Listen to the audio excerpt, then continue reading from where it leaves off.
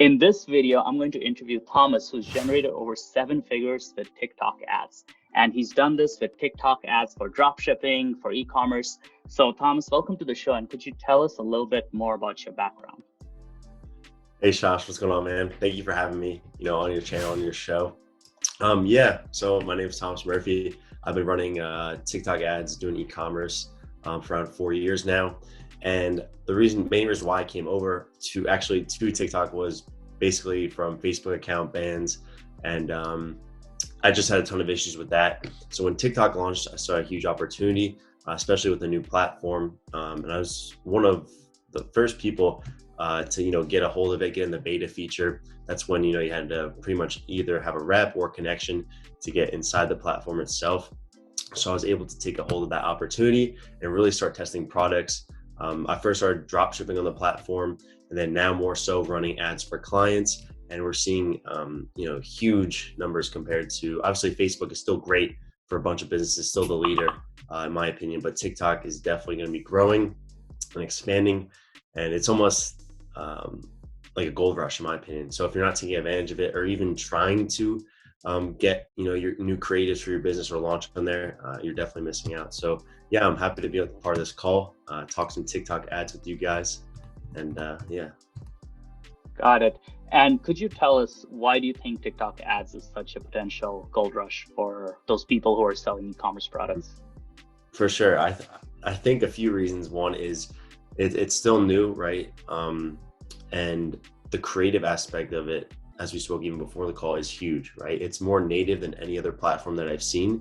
And usually the people right now who can get super creative with their ads are going to be the ones that become more successful when launching or scaling their products. And if you're coming over from Facebook, it's definitely a game that you have to learn. I recommend, even before launching ads, anything, I'm sure everyone has a TikTok app. If you're watching this, make sure you understand the platform and go through and see what other people are doing with their ads, see what other people are doing with their trends, and how your business can hop in and do the same and replicate it.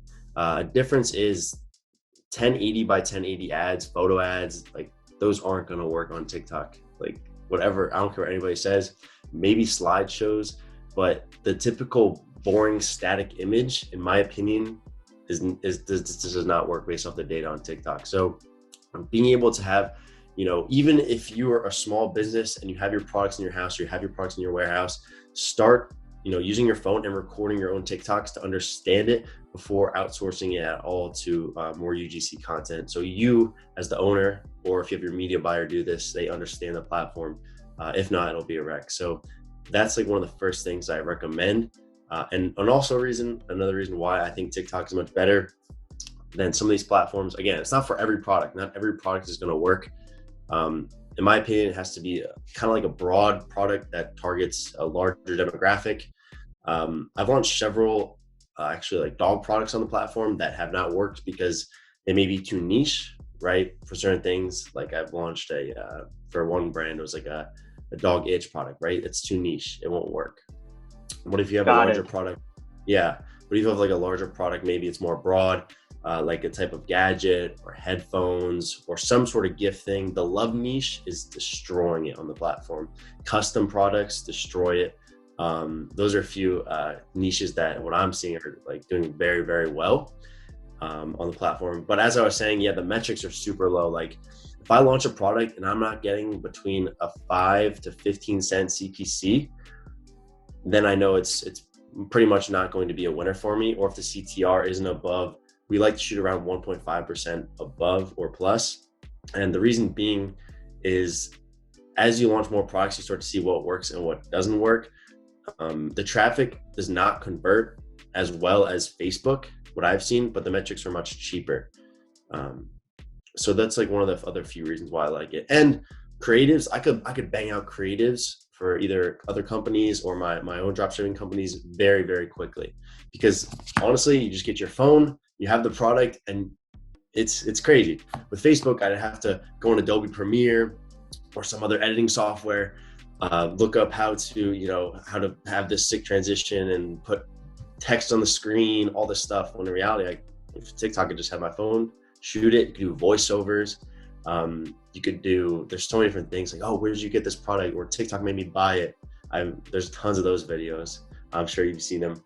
But yeah, I could go on forever on why. I really like TikTok, but I know some people absolutely are just getting into it. So I actually downloaded TikTok a couple of weeks ago, and it's on another level of addictiveness as compared to Facebook. So Facebook came out first, and the level of addictiveness was somewhat high. And then Instagram came out, and that was another level with the stories, because now you have this constant new content and it's video based. And now TikTok, it's on another level because it uses such fast clips, and it's in such a different format where it's just, you can just kind of endlessly get lost in it. So one thing I've noticed with TikTok is the fast cuts. Is that something that you use with your creatives? Is just having these little fast cuts versus with Facebook where it's kind of a more slower pace? yeah, I mean, especially how you said like how it's so addicting. If you're not, obviously we talk about scroll stoppers, and everyone knows about like if you don't catch, your audience in the first 3 seconds, they'll probably keep scrolling. So yeah, it's super important like to get to test different headlines too. If you're starting your creatives, like the first 3 seconds are huge, but you do want to have certain scenes in your clips where you do want to make it, fast paced. A lot of the TikToks that do well are around 15 to 25 seconds. But obviously still got to get their attention the first like couple seconds, which is very important. Yeah, if you're just starting, like we said, don't spend more than like 20 to 30 minutes a day on the app. Otherwise, next thing you know, you're looking at your phone at 6, and then you look back up, it's 8, right? Like you don't want to get too lost in it, or else a lot of people think they're working on strategy, but you're just getting stuck in the loop, right? So if you are going to go on the app, make sure like before you get on the app that you're doing it for research, because the more things that like you view, the algorithm will purposely show it to you. So if you like are really into fitness or working out, and you like one video on fitness and working out, it's only going to show you mainly those videos. But another hack, right, that you can also do is when you're scrolling on your feed and you're seeing, say if you see a couple ads, make sure no matter what the niche is, no matter what the product is, go in, click on, watch the ad completely, like the video, and then go to their site, add the product to the cart, check out, and then bounce. That way, now TikTok views you as a more identified shopper, and they're going to show you more ads. Like I have some people in my group, they're like, "Oh, I never get ads." I say, "Are you engaging with the ads?" There you go, right? So that's a quick hack that people should be doing for like just ad research and trends. Also, TikTok has so many tools that you can use. On their creative center, you can see the top ads, what's trending. That's what I really like to do as well. Also, I'm launching my own like spy tool for TikTok, where you can see different ads and e-commerce owners, what they're working on. So I think it's pretty cool. The whole space is just becoming its own with the amount of users. I think it's over 1 billion users at the moment, and has more watch time than YouTube, which is insane. Yeah, that is quite crazy. And I mean, that's the thing, you got to be open to new app platforms, right? The way I got started with YouTube was, obviously everybody knew about Facebook, but I got into YouTube, saw that it was a huge blue ocean, got into it very aggressively to the point where it allowed us to establish a foothold and have a competitive advantage over everybody else when they came in. And now I'm seeing the same thing happen with TikTok, which is it's a brand new platform. Yes, it's not as user friendly as, let's say, Facebook ads or even potentially YouTube ads, but the fact is there's a lot of opportunity because of the fact that it's new. So you kind of have to take the good with the bad. And that's what I saw with YouTube ads in the beginning as well, where initially things were just absolutely chaotic, with the support being not that great, the algorithm not being the best. However, if you were able to figure it out, you could just make massive returns because nobody else was doing it. So that's pretty amazing. And following up on the creative, I had one question, right? If you had to break down the 80-20 of the creatives, right? What would the 80-20 be? What would be the 2 or 3 things that really are necessary for a good TikTok ad? Yeah, so a big mover when you're creating these TikTok ads is to literally not make them ads. So you're just shooting TikTok. So as native as possible. That's like the first thing.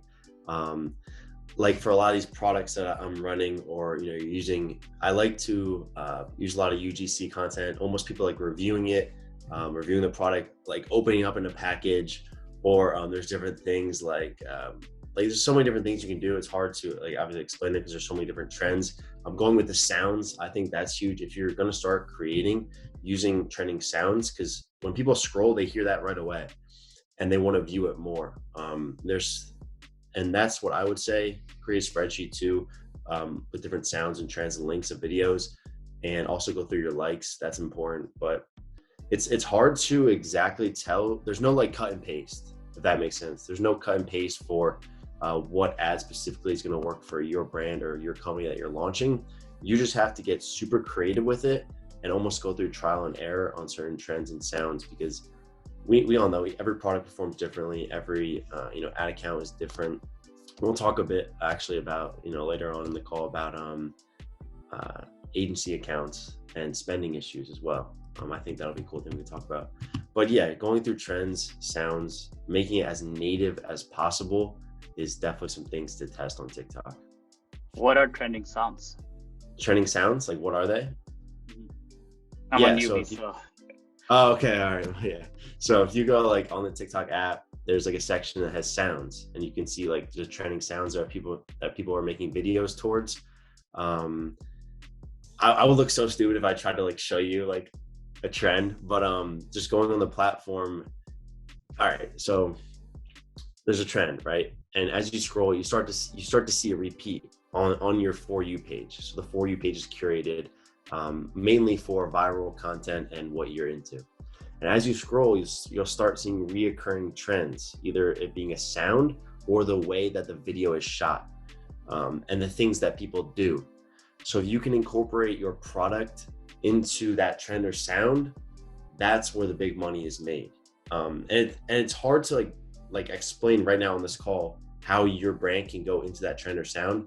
But once you get on the platform and you start seeing, if they're watching, whoever's watching this, and they might know what a trend or sound is, and they already understand it, they can see how their product could fit in.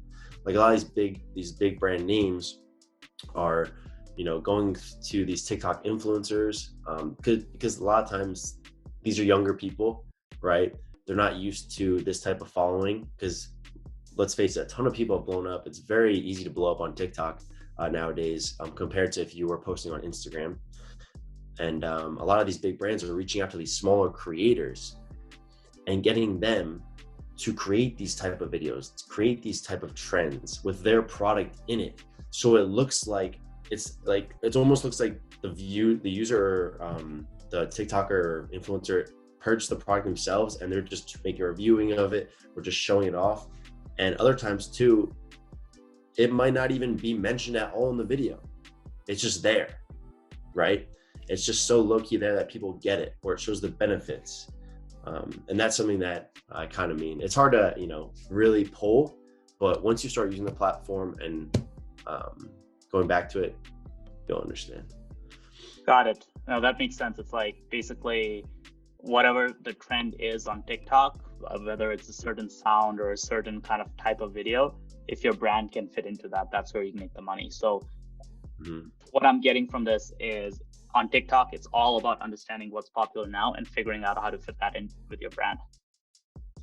Exactly. Yeah. And also a thing is creatives will die. If you're running paid advertising, the creative aspect will die out much quicker compared to any other platform. So like every 2 weeks, new creative should be rotated in or tested in your ad campaigns. Okay, got it. So it's basically the creatives are a lot easier to make, but they also run out faster, so you have to cycle them. And how does the optimization or the ad management side work for somebody who's coming from a Facebook background? Is it similar to Facebook, or what does the system look like for managing the ads? So I'm going to be honest, it's like the Wild West on TikTok, meaning your media buying skills, if you're good, can like transform your profits in ad account. Obviously, like they don't really matter if the product isn't winning or you're not already seeing metrics at low spend. It doesn't really matter. But when you start to scale, there's some amazing things that you can do that we could talk about as well in the call with features. But just our base layer of it, it's very similar to Facebook. Like you said, they almost like tried copying and pasting it. There's so many features that definitely need to be added. Like they just added their rules section on TikTok. Like it's been 2 years and they just added a rule section. Rules being like, if it spends $50, cut an ad group, right? So automated rules, they just added that, which is kind of delayed. It's been around for probably 2 years now.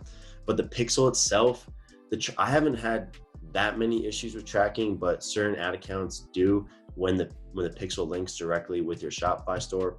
I think pixel installation is much easier compared to Facebook. You literally just download the app, boom, it's good to go. You can only have one Shopify account connected, one Shopify store connected to one automated TikTok pixel, if that makes sense. You can create a bunch of manual pixels, but one TikTok automated pixel with one Shopify store. Hopefully they fix that in the future. Another thing is the pixel itself. So say if you're running Facebook ads, all right, and you have your TikTok pixel already installed on your site. A lot of people do this, right? They'll have a pixel on their site just to gather extra traffic so you can retarget on another platform, right? So Facebook traffic, and we have a TikTok pixel on there. And you would think, right, that you could retarget Facebook traffic onto TikTok, right? That would make sense. Wouldn't you think that makes sense? You actually can't do that yet. You can only retarget TikTok traffic from TikTok. Got it. Right? But you can retarget, obviously, like TikTok traffic from Facebook. So that's, their pixel is still nuanced. It's newer. And there's also certain strategies where people don't even go about going off a pixel, right? I mean, I know your background, my background, we try to get things out of the learning phase, right? Have the pixel learn. Hopefully it optimizes. But there are people out here right now, because we talk about this in my group and stuff, that, no joke, have launched a new pixel every single day and using that strategy. It blows my mind. And just using UTM to track it. I personally don't do that. I think it's a crazy amount of work, but like, there are people really toying around with optimization of it, because how TikTok works is according to reps and their forums and my testing, you need 50 conversions in an ad group to optimize in a 7-day period. So one ad group, 50 conversions in a 7-day period to optimize. A lot of people and reps will tell you, oh, the results will get better. They'll be more consistent after 7 days or 50 conversions. Like, okay, but if it's not working in that 7-day time frame, a lot of people think, oh, this learning phase after it exits, some magical solution. But from what I've seen, if it's not working in that 7-day time frame, do not waste your money on it to expect that learning phase or optimization to cure your ad account. How many days would you, let's say you're launching a new campaign, how many days would you let it run before you cut it, right? Like if it's a new product. Yeah, so a lot of times I only give a product $200 to $300 in spend before I kill it. And that's also based off confidence. Like, did I launch it with the best possible creatives? Was my landing page good? If I have all my systems in place, that's all I really need to know if a product is a winner. Especially like we said, the CPC is above like 25 to 30 cents. This is speaking on US traffic, right? The CTR isn't above like 1 to 1.5 and the CPMs are around $3 to $4 or $5, then I'll probably kill it. But at the end of the day, right, the main metric we're looking for is purchases. So got it. So you cut things pretty fast if it's just not working, which makes sense. Like same thing. That's coming from a drop shipping platform. Like that's coming from a drop shipping aspect. If you're an e-commerce brand, like a DC owner, or you have your own private label, obviously you can afford to do that because that's your long-term vision, right? That's where you're working towards. And if you do spend the first couple $100 and you're not seeing results, and your landing page has worked on Facebook or other platforms, most of the time it's in your creative and you're just not hitting it right. Yeah, that makes sense. Like, yeah, of course, from an affiliate or a drop shipping perspective, $200, $300, it's not working, kill it. But I guess the same could be said, even if you have a direct to consumer product, if you're testing creative, from what I understand, if a certain creative's not working after $200 in spend, it's probably, you have to test more creative. Yeah, 100%. Got it. Okay, and I know you mentioned something about agency accounts as well. Yeah, so that's the thing, right? I mean, if you're scaling hard on Facebook, like agency accounts are huge. You get rep access, credit lines. just premium support, and a lot of things that people will have issues with right now. If you open a brand new ad account on your personal ad account, Josh, like say you open up one, right? Chances are you're probably gonna have issues spending on the account if you're going for the lowest funnel event, like complete payment or purchase. And a lot of people will launch ad groups and they won't spend. They'll be like, hey, my ad group's not spending. It's been 4 days, right? Something like that. So the first thing that I recommend, if you're just launching on TikTok with a brand new ad account, don't optimize for complete payment right away. Yes, you can have complete payment ad groups or purchase ad groups or whatever lower funnel event you have, but also run 1 or 2 ad groups at low budgets for the higher funnel events like page view or view content, just to get the ad account warmed up a bit and have it spend. That's for personal ad accounts. And say if that's not working for you and you're really serious, right? You really want to spend money. That's when I recommend, connecting with someone who has an agency account or has agency access. Their credit line's huge. They have the best support, and mainly that's what I scale on. I don't use any of my personal ad accounts for TikTok. I use agency accounts. I've been lucky enough to reach out to people who have that connection, and those accounts, when I launch a product, they're smooth, very smooth. Purchase spends right away. And it's nice too with features. Premium features are very important on TikTok. So for example, when TikTok first launched, the only option was cost cap bidding. So, being able to put whatever you want as the bid to get a purchase. So say if you want to put $19, okay, I'm going to tell TikTok, I want to have a $19 bid for this purchase or whatever you're optimizing for. And that created a certain arena where it limited spending. So, cost cap isn't as smooth. It's going to be choppy because you're not going to bid high enough to get in the auction to win all the time. But when lowest cost came out, lowest cost is similar. It's pretty much the same thing as what Facebook is, right? On auto bid or, consistent. Like it's just lowest cost, same thing. I was one of the first people to get on that for TikTok because I knew somebody on the platform that was able to install that beta feature in my account. So when I got on there, I was outbidding everybody who was cost capping. So think about that. If it was at 19 and I was going on lowest cost, I was outbidding them every time because they were capped at 19. And that's huge. Like a feature like that, if you can get in on your ad account early, that's why I love the agency accounts. They can hop in, get these new beta features in, because TikTok is constantly adding new things every month, different features like card features, different shopping features. They're really taking over the platform. And I'm not gonna lie, they copy a lot of what Instagram and Facebook is doing as well. It's the name of the game, right? But yeah, those are huge, adding new features in as well. And if people want to get, obviously their hands on an agency account, can they reach out to you for it, or how does that work? Yeah, they can reach out to me, or maybe we put this in the link of the video or the description. We can put access to agency accounts if they would like one. Yeah, sure. We'll put that in as well. Cool. And in terms of scaling, right? Because we've kind of covered the creative, the optimization, how that whole ad system works, why it's important to get an agency account. So now let's say that somebody's gotten their ad account running, spending money, and it's profitable. How do you scale from there? What's the potential for scaling? What kind of ad spend have you seen profitably?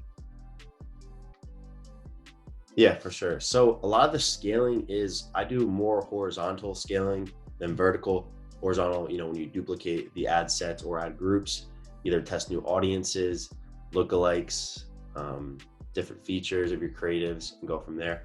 I personally just have never found as much success with vertical scaling.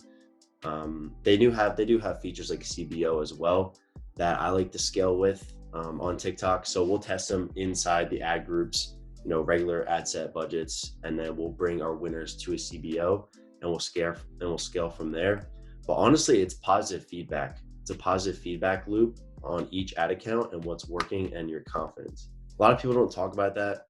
Like, oh, there's a certain strategy where you need, this ad group duplicated to this budget. But in reality, it's how well can you view your data inside your ad account and kind of hone in on what's working and what's not working, and also being able to kill your budgets quickly. So say if you have for example, $100 ad group, that's doing well, and you duplicate it to, let's say, like $300 or $400, you're going to think, okay, like this must work, right? This has to work since it worked on a lower budget. A lot of people think that.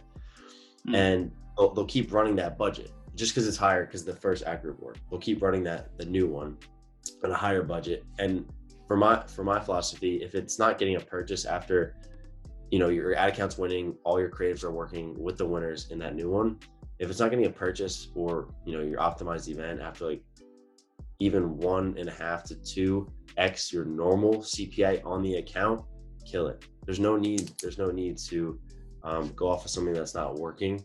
But in reality, going horizontal and more broad, a lot of the accounts that I've seen that work very well are no interest targeting. So super broad, and letting the creative decide on the audience and letting the algorithm choose what's going to work and what's not going to work. But in regards to spend as well, there hits a point where your ad account will start to get choppy in regards to your spend, and that's mostly diluted towards your creatives. A lot of people, they'll launch like really good creatives, they work super well for a month and they don't update them.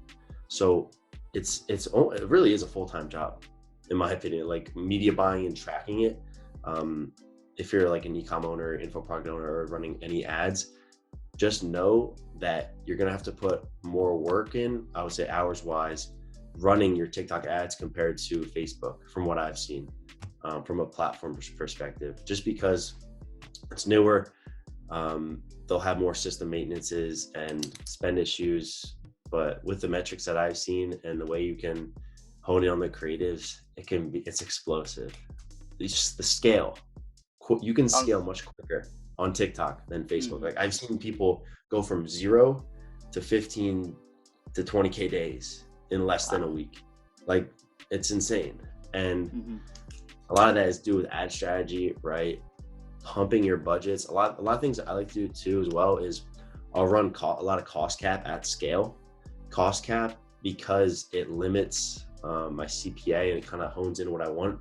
So say if I'm running $1,000 ad group and I have a cost cap at like $20, right? The system knows that if I don't get a purchase or an event between 1.5x and 2.5x that purchase, it will stop spending completely. So that way it conserves my budget and I can be a little more hands-off and I can launch more ad groups, if that makes sense. Got it. Yeah, it sounds like with that amount of work, it's if you're a smart brand owner, it just makes sense to go hire you instead of trying to figure it out. Yeah, especially on TikTok with the new platform. Yeah, and it's such a different platform too, right? Because it's like a lot of entrepreneurs, a lot of people I know, when TikTok came out onto the scene, a lot of them were kind of just like, okay, this is some crazy stuff out there. I'm too old for this. I got into Facebook and Instagram. TikTok is just, it's this whole new thing, right? People didn't understand, but in understanding that, that's where the opportunity is, and that's where brand owners can reach out to people like you to actually help them figure this out. Because quite frankly, I don't think a lot of brands have the time and bandwidth to be spending 30 minutes a day on TikTok just looking at ads, and then taking out their phone and shooting TikToks. The idea of me shooting TikToks just terrifies me. So Thomas, that was really illuminating, and I learned a ton there. This is definitely going to help me and my agency get into TikTok ads and maybe try running it to some affiliate products. I wanted to close this out by asking you, how can people reach out to you and get help from you with TikTok ads? Yeah, awesome. They could, I have my own YouTube channel like yourself. It's, awesome channel that you have here. They can reach out to me on that. Watch a ton of my free content on TikTok ads. I go over pretty much how to choose a product, launch a product, and understand the platform a bit better. I also have a course called TikTok Mastery. We have over 200 people right now in that community. Full-fledged channel of different aspects of product research, testing, scaling, and we have a ton of people crushing it in there. We have some members doing 100K plus days in revenue, of course, which is insane on the platform. But yeah, they can join that below or check out my channel. That's probably the best way to get in contact with me. Awesome. Thank you so much for jumping on the channel. Guys, there'll be links below in the description to the YouTube channel as well as the course and the website, so you guys can reach out to Thomas. And once again, thanks for watching. Make sure to smash the subscribe button and hit that like button.